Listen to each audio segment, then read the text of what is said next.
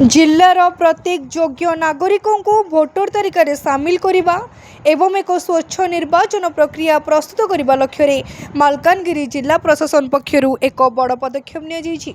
जिलापाल कार्यालय परिसर एक स्वतंत्र सचेतनता रथर शुभारंभ करा जायछि।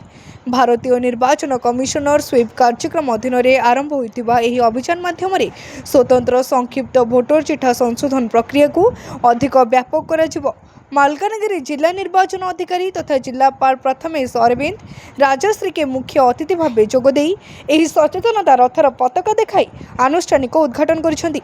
एही मेगा शुभारंभ समय जिलार प्रमुख प्रशासनिक अधिकारी माने उपस्थित थिले।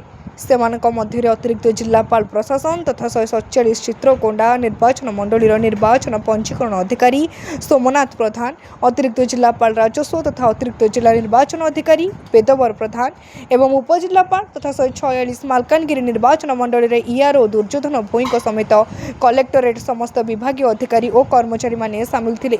एही अवसर में जिलापाल श्री राजश्री के कहिसेंति जे गणतंत्र प्रत्येकटी भोटर मूल्य अमूल्य। जिलार कौनसी भी योग्य नागरिक जेपरी निजर मताधिकार सब्यस्त करने को वंचित न हुंती से स्वतंत्र संक्षिप्त भोटर चिठा संशोधन प्रक्रिया आरंभ कर सचेतनता रथ गाँव को गाँ जाई लोकों को सचेतन कर बीएलओ माने घर को घर बुली फॉर्म बंटन करेंगे। जिलापाल जिलावासी को अनुरोध कर समस्ते ही अभियान में सहयोग कर निजर नाम जांच करूँ एवं नूतन नाम पंजीकरण कर एक स्वच्छ भोटर तालिका प्रस्तुत कर प्रशासन को सहायता करूँ। केवल सहर नुहे बरम ग्रामांचल में भोटर पाखे पहुंचापी प्रशासन सीधा सड़क मैदान को ओह्लैछंती।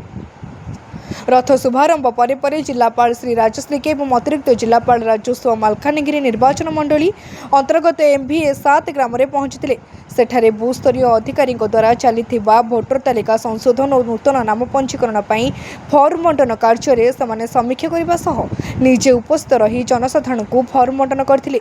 स्थानीय लोकों को सेमानकर गणतांत्रिक अधिकार विषय बुझाइबा सह समस्त योग्य व्यक्ति जेपरी एही तालिका रे सामिल हेबे सेथिपई जिलापाल अनुरोध करछंती। जिलापाल प्रशासन तरफ जनसाधारण को निवेदन करा जायछि जे जेउमानकर बयस 18 वर्ष बा ताठरो अधिक होईछि किबा भोटर कार्ड रे कोनोसी संशोधन यथा नाम बयस किबा ठिकाना भूल रहिछि सेमाने तुरंत निज अंचल रे बीएलओ सह जोगाजोग करी एही स्वतंत्र संक्षिप्त भोटर चिठा संशोधन अभियान रो लाभ उठांतु बोली प्रचार करा जायतिला। मालकानगिरी जिल्लारू प्रशांत कुमार सागरिया रिपोर्ट तीर्थक्षेत्र लाइव।